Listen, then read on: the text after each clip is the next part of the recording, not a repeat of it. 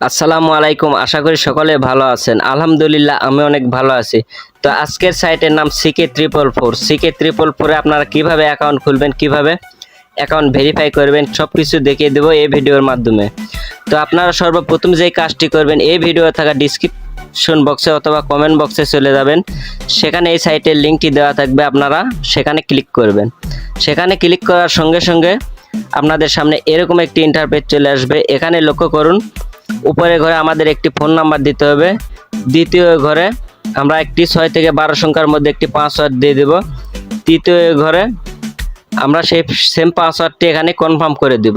তো চলুন আমি দেখিয়ে দিচ্ছি এগুলো কিভাবে দিবেন। তো সর্বপ্রথম উপরের ঘরে আমি আমার ফোন নাম্বারটি দিয়ে দেব। ফোন নাম্বারটি অবশ্যই 0 থেকে শুরু করবেন।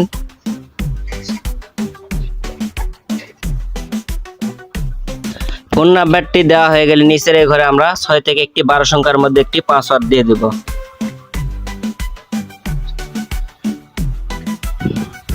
নিচের এই ঘরেও আমরা সেম পাসওয়ার্ডটি দিয়ে দেব।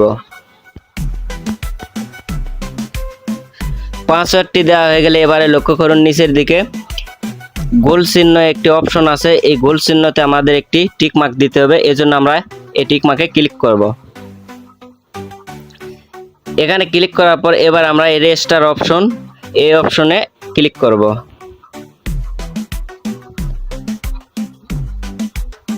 এখানে এগুলো অ্যালাউ দিয়ে দেব আমরা। এখানে আমরা ওকেতে ক্লিক করব।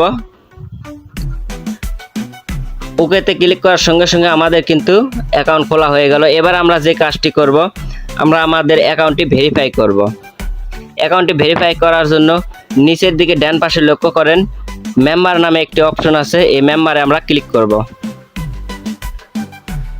মেম্বারে ক্লিক করার সঙ্গে সঙ্গে এখানে আরেকটি ইন্টারফেস চলে আসছে। এখানে লক্ষ্য করেন ডান পাশের দিকে সিকিউরিটি নামে একটি অপশন আছে। আমরা এই সিকিউরিটিতে ক্লিক করব। এখানে উপরের দিকে লক্ষ্য করুন, বাম পাশের দিকে 0% হয়ে আছে। এখানে আমাদের 100% ফুল করতে হবে। এজন্য আমাদের এই নিচের এই কাজগুলি সম্পন্ন করতে হবে। তো আমরা সর্বপ্রথম এই পার্সোনাল ইনফরমেশন এই কাজটি সম্পন্ন করব। এজন্য আমরা এখানে ক্লিক করব। পার্সোনাল ইনফরমেশনে ক্লিক করার সঙ্গে সঙ্গে আমাদের আরেকটি ইন্টারফেসে নিয়ে আসা হয়েছে। এবার আমরা সর্বপ্রথম এই ঘরে আমাদের নেক নামটি দিয়ে দেব, মানে আমাদের ডাক নাম যেটি সেটি আমরা দিয়ে দেব। দ্বিতীয় এই ঘরে আমরা আমাদের জিমেলটি দিয়ে দেব। তৃতীয় এই ঘরে আমরা আমাদের ফুল নামটি দিয়ে দেব। চতুর্থ এই ঘরে আমরা আমাদের ফোন নাম্বারটি দিয়ে দেব।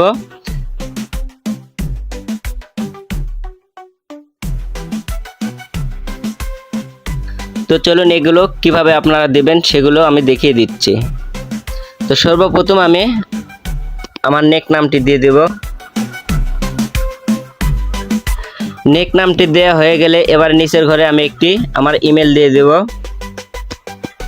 তো জিমেলটি দেওয়া হয়ে গেলে এবারে নিচের এই ঘরে আমাদের ফুল নামটি দিয়ে দেব। এখানে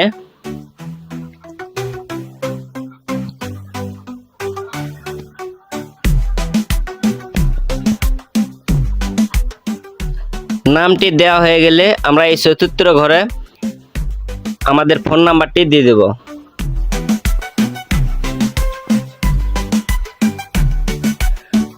ওকে, ফোন নাম্বারটি দেওয়া হয়ে গেলে এবারে নিচের দিকে লক্ষ্য করেন সাবমিট নামে একটি অপশন আছে। এখানে আমরা সাবমিট করে দেব।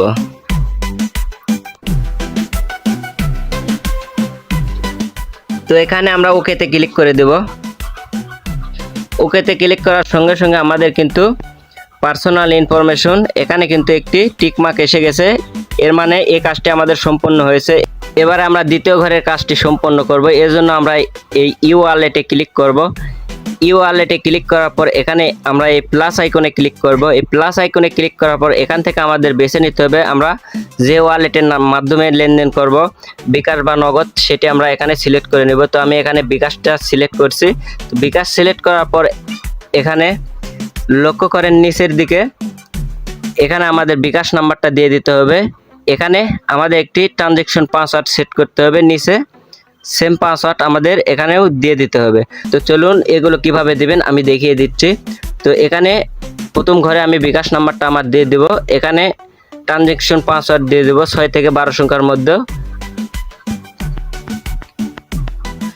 নিচের এই ঘরেও আমরা সেম পাসওয়ার্ড দিয়ে দেবো, এখানে কনফার্ম করে দেব। পাসওয়ার্ডটি দেওয়া হয়ে গেলে এখানে আমরা এই সাবমিটে ক্লিক করব। সাবমিটে ক্লিক করার সঙ্গে সঙ্গে আমাদের কিন্তু এই কাজটিও সম্পন্ন হয়ে গেল, আমাদের ব্যাংক অ্যাকাউন্ট কিন্তু সেট হয়ে গেল। এবার আমরা এখান থেকে বের হয়ে যাব। এখানে লক্ষ্য করেন, এখানে কিন্তু আমাদের 100% হয়ে গেছে এবং এগুলো সবগুলো সম্পূর্ণ হয়ে গেছে। এর মানে আমাদের 100% অ্যাকাউন্ট ভেরিফাই হয়ে গেছে।